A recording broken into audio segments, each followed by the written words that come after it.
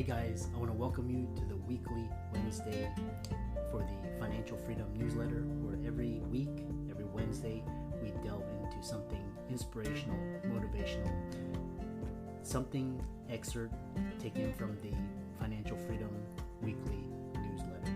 Wherever you are, if you're listening on Spotify, on iTunes, Google, be sure to click the like, subscribe, share, comment.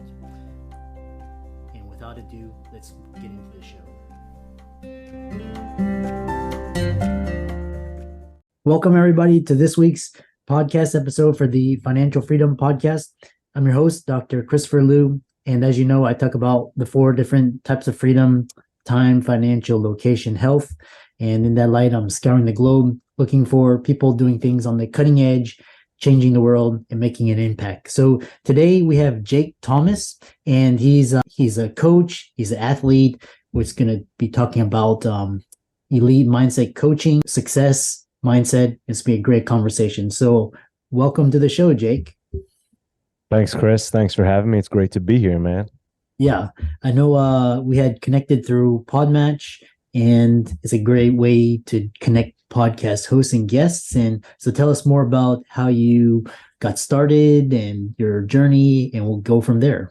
Yeah, for sure. So my coaching program is really a culmination of my life, so to speak, in the good and the bad. So it is an elite mindset coaching program based around leadership and accountability, military principles, personal growth and development, and physical and spiritual nutrition. So that's pretty much my life in a nutshell. And I figured, hey, if I've found benefit from all this stuff, maybe a lot of other people could too. Yeah, and it's great. I really, because I've listened to David Goggins, and really just, I love this kind of military and like Navy SEALs. We're talking about mindset and accountability, integrity. And so we'll just get right into it. Tell us about, so you, for mindset wise, you've run a sub 3:30 marathon with no food and water. What's going on in your mind? Oh man, you're going right to it, huh?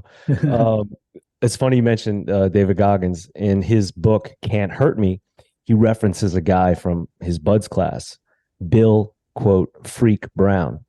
If you read the book, you definitely know the character. Well, Bill's a good friend of mine, a very good friend of mine, and is someone that runs in the same circles that you mentioned in the mindset of a lot of those elite warriors and special operators.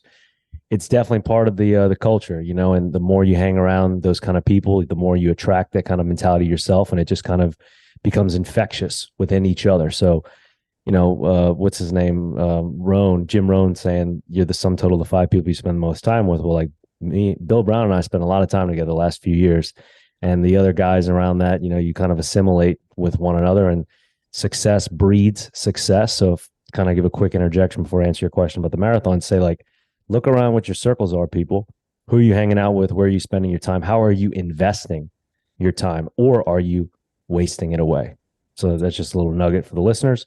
As far as the marathon, I just finished a half marathon in New Orleans on Halloween. I'm originally from New Orleans. We do not need excuses to dress up for anything. We love to do it, but to run a half marathon on Halloween day, I thought was just super cool at home. And I trained a few weeks for it. I was already in decent shape, trained a few weeks for it, ran sub 90 minute for that. And as soon as I finished, I was like, man, I feel really good. I feel like I could do this twice in a row. And I did that, fasted the day of and without water on the course. Just kind of like I was running, my pace was good, and they were handing out the water. I was like, I don't need it. And then 2 miles, 3 miles, 10 miles. And before you know it, the race is over. So right when I finished, I was like, okay, let's see if I can crack a marathon and try this out too. And so I hunted down the nearest one, and it was Philadelphia, November 21st. So I had 3 weeks to train, which is not a lot of time, but that was the story. And there it went. Yeah, it's interesting because, with the Houston Marathon, and, I've never done under 4:30. And as I age, it's like diet, nutrition, sleep, and all these, and your age is catching up to you. So you talk about this diet, I know, and again, none of this is advice, but you talk about a carnivore diet, and tell us more about, kind of your thinking around diet and nutrition. So great question. First off, the number one most impactful thing any of us can do in regards to our health is controlling what we put into our freaking mouths. It's not medicine. It's not religion. It's not your parents. It's not your education. All that matters. It's not your wellness. It's not your mindfulness. All that matters. It's not your exercise. All that matters. But the number one thing that you can do to have the most profound impact on your health is controlling what you put into your freaking mouth. If I can get that tattooed on my chest and wear it around, honest to God, I would, man. If people ask me, what's the secret? What's the one tip? That's it. It's not what most people want to hear, because most people want to eat the way they, quote, want to eat. They want to be slobbish. They want to be gluttonous. They want to enjoy things, to their wording. They want pleasure over purpose. They want to be able to eat cake and have it too, and and essentially be, like I said, gluttonous. Whereas if you treat your body right, truly, truly, truly right, it's capable of, I don't want to call it miraculous things, but like, it's just capable of being human. And most of us just live suboptimally. And from what I've found through testing diets on myself, using myself as an N of one for multiple diets, vegan, vegetarian, pescatarian, Mediterranean, standard American, bro diet, if it fits your macros, keto, paleo, whole 30, and now carnivore and animal based, I guess. Each of them I experimented on myself for a minimum of 1 year. I love stats, Chris. I'm a statistician nutball. I loved it in undergrad. I loved it in grad school. Finding correlations with data requires ample sample size. So when someone tells me, yeah, I tried this diet for, a week, I'm like, get the frick out of here. I did it for a month. No, that's not long enough. 3 months, 100 days, you're starting to get there. But for me, I set a minimum of like, I'm going to do each of these for 1 year. And I've done each of them for 1 year. And because of what I found in this one, this is now my third year going carnivore and animal based, I can't seem to shake it. And to me, as yourself, I'm a scientist. And the absolute role of a scientist at his heart is to constantly try and disprove your hypothesis. It's not trying to be correct and beat on your chest and say, I'm right, this is dogmatic, this is absolute, this is law. No, it's about trying to constantly disprove your hypothesis. And dude, I cannot disprove this one. That keeps me coming back. I'm just like, okay, I'm going to try this again and see if I can't crack the code on this, but it keeps debunking me. Yeah, and really it all comes down to science and nutrition. And I study when I was younger, I thought I could just run harder or exercise and just but then your body, and then now it's like your body can only take so much, and then it's almost 90%. You can't outwork a bad diet, brother. You cannot outwork a bad diet. As a kid, you can, and we see it with children. Sadly, the place where it's the most obvious is with our children, because you go to any one of our friends, your relatives, my brother, his wife, like their kids, my friends' kids, they're all eating Cheerios or Lucky Charms. They're snacking on Starburst. They're eating sweets and treats. Rarely do you see kids these days eating whole food. Literally, like next time you're around a bunch of children, see what parents are feeding them. And I'm going to get crucified by parents out there. You don't even have kids. You're not a parent. You're not even married. All right. Well, it's objective data. It has nothing to do with me or my emotions. This isn't like a personality thing. This is just the world as I'm seeing it. Right. And the fact is, the obesity increase in not just the United States and not just in adults, but in children since 1980 at a vertical slope to now, I would say is pretty goddamn obvious evidence of what's going on. Children are not being born that way. They are being made that way very quickly because they're evolving at a rapid rate. That's what kids do as they develop. But what they're being fed is causing that obesity to take place. So it's right there in front of us. We hand this to them with a smile, or our grandmother gives it to us with a smile wrapped in a bow, and it's all cute and nice. But in the end, it's actually one of our biggest detriments, and it's right there in our faces. Yeah. And the other thing is, you study like, the greats, like Tom Brady and Olympic athletes, and like when you're young, you're good, but then like as you're old, you have to think about longevity and, rehab. So I know you do a lot of interesting things with rehab and, cold. Tell us more about that. That's so funny that you just asked that. Literally just came back from the Apple store because I reacquired an Apple Watch. I stopped using the watch at like the Series 4, and then I'd seen a lot of the marketing for the new one. It's like, oh, it can do all this stuff, Series 8. Well, I went and tested the Series 8 this morning in a cold plunge. It was 38 degrees Fahrenheit, and the watch froze. It locked up.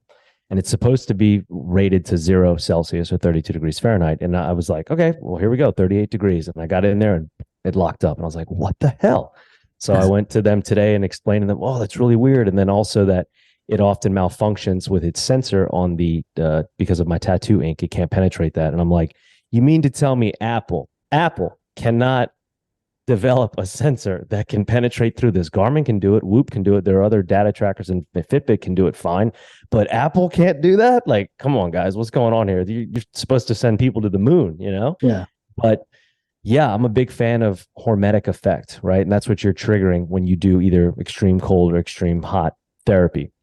Yeah. Hormetic effect, what is that? We're talking about hormesis, something that in too much of can kill you, but just in the right amount can be tremendously beneficial, right? And that's exactly what cold exposure and heat exposure are, because essentially you have this range of stress. I mean, let's say from 0 to 50.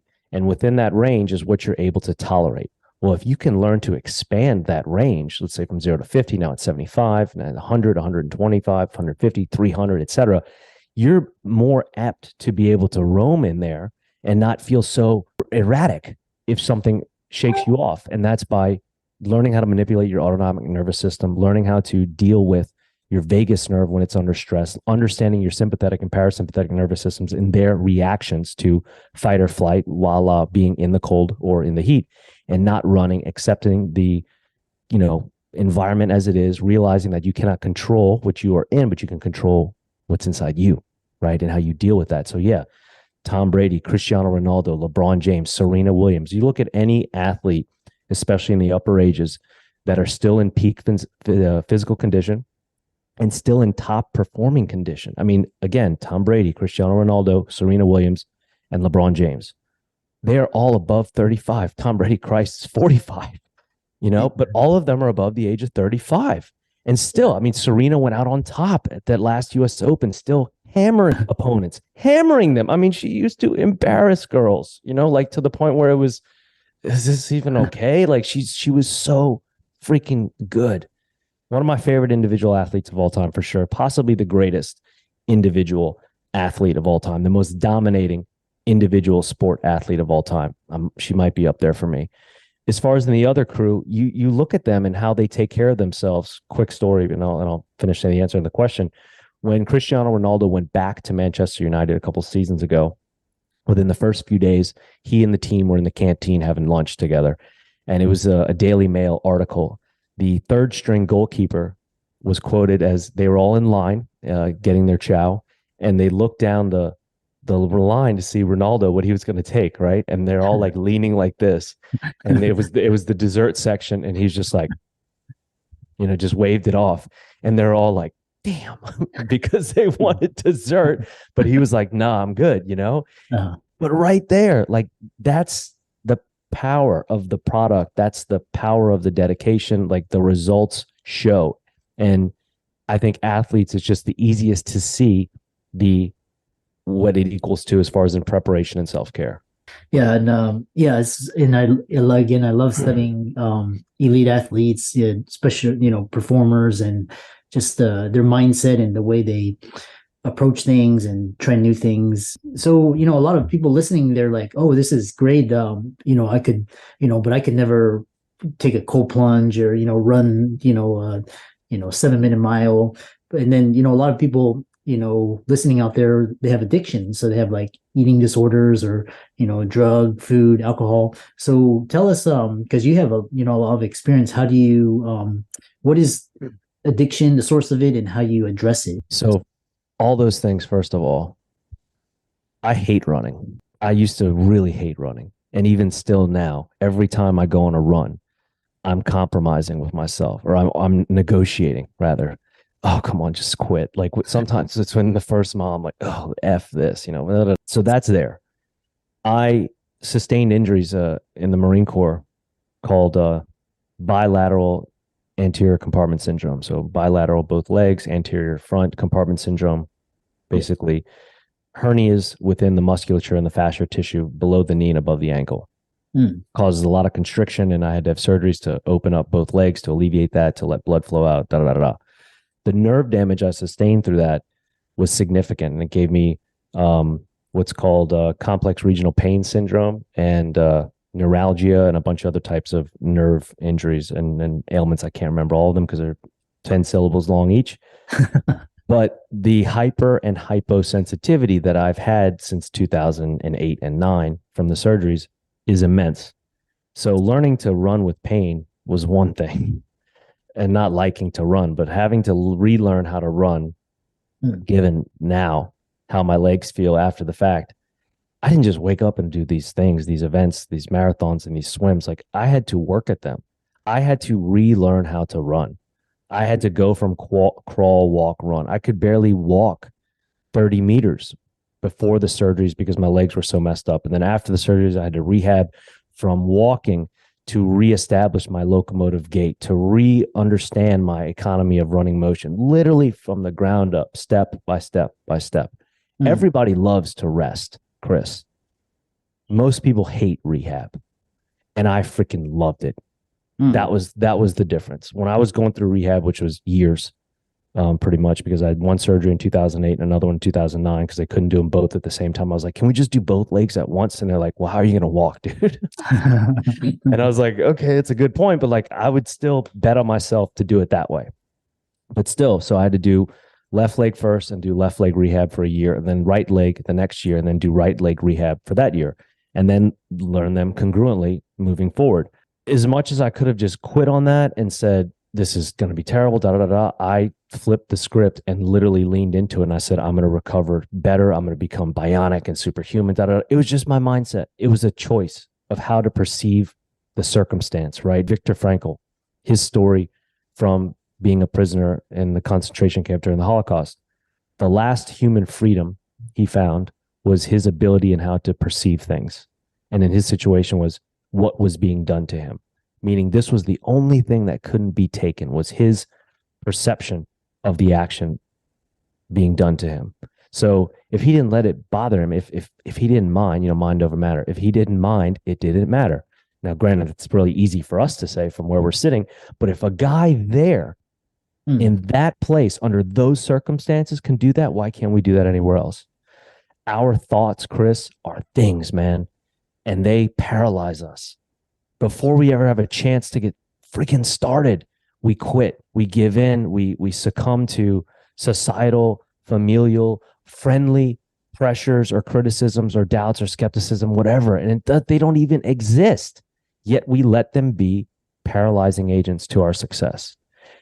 In that is the same ability called spontaneous right action for you to choose other ways, to say, no, I'm not going to think that way. I'm going to think this way. And again, your thought is a thing and you just think the other way. So is it hard or difficult? It can be, but it's a simple thing. And the simplicity is objective. That's a matter of fact. So thinking one way or thinking the other way is simple. Whether it's difficult or easy, it's up to you. Yeah, I love that. It's kind of like, when you get triggered, it's like, you have to kind of redirect your focus and your attention, change your physiology, and then, not linger and hold on and just, negative downward spiral. These are all fantastic discussions and real great ideas, and then how entrepreneurs and people can take these concepts and apply it in their lives. So I really enjoyed this conversation, from elite mindset and thinking. How do people contact you, follow you, and work with you? Totally. Lifelikejake.com, just like on the shirt, and on Instagram at lifelikejake.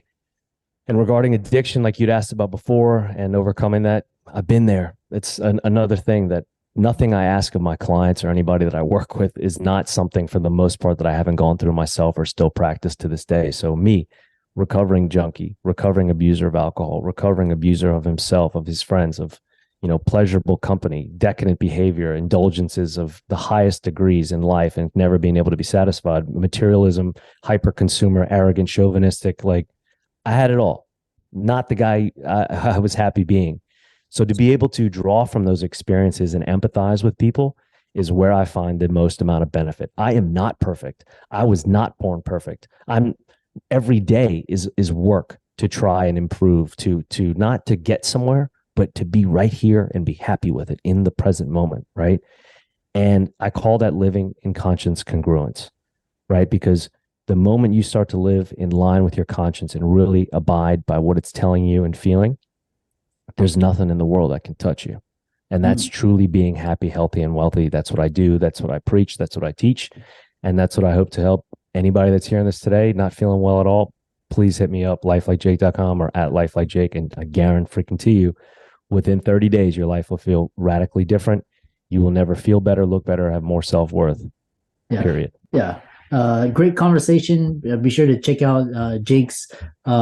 His resources will be in the links and show notes. His Instagram, he's got over 18,000 followers, and he's also on YouTube, TikTok, LinkedIn, Twitter, and check out his application to his program, Life Like Jake. And with that, thanks so much for coming onto the show, and thanks for a wonderful discussion. Thanks, Chris. It was great to be here. Have a great day, my friend.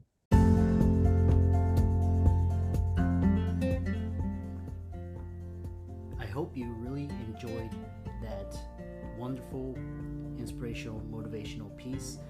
Again, wherever you are listening, if you liked it, be sure to like, comment, share, subscribe. We're on everywhere: Spotify, iTunes, Google, Amazon, Audible. And without much ado, be sure to thank this show's sponsors, and we'll see you next week.